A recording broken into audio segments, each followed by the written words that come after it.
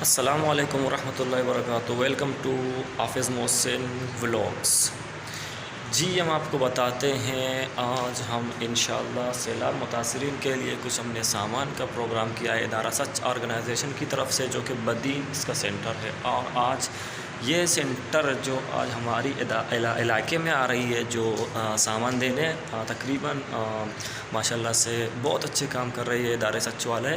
اور بھی ادارے ہیں اچھے کام کرتے ہیں، لیکن سچ آرگنائزیشن بھی بہت اچھے طریقے سے کام کر رہا ہے، بہت اچھی ترتیب سے.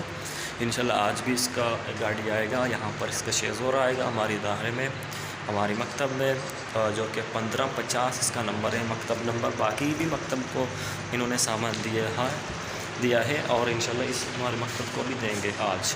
تو پھر ہم انتظار کر رہے ہیں. اور الحمدللہ یہ سچ ادارے والوں کی طرف سے اور بھائی سلمان صاحب کی طرف سے بروز جمعرات 8 تاریخ ہے آج، اور سیلاب متاثرین میں راشن تقسیم ہو رہا ہے. تو یہاں جامع مدرسہ یہ عثمان بن عفان عبداللہ آباد ہے، حلقہ میرپور خاص میں.